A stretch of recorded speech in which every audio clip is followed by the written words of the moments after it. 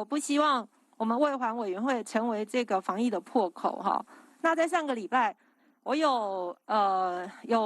咨询到，就是有关于这个环保署，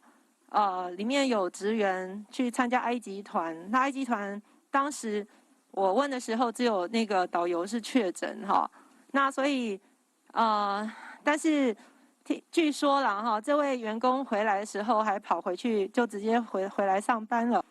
我想我是关心啦，那也希望就是说环保署可以讲清楚，环保署这位员工到底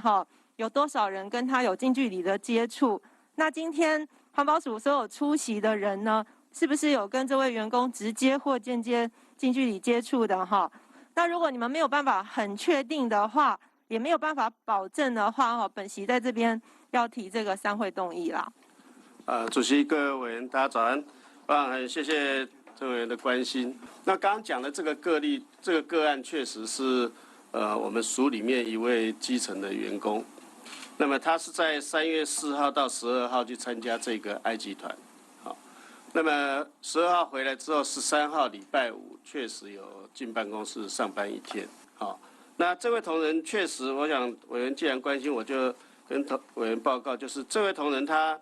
这个在昨天那是宣布是确诊的，啊，那所以这个我们在昨天也紧急的做了一些应变的处置。那么包括这个防疫单位也到署里面来做这个疫情的调查。那么因为这位同仁所在办公的位置是在我们的1楼，而且1楼就只有他那个单位，那他也不会使用到电梯啦等等。那我们本来就有一些基本的防护，像说可能接触到的地方，我们都会去做定时的这些消毒。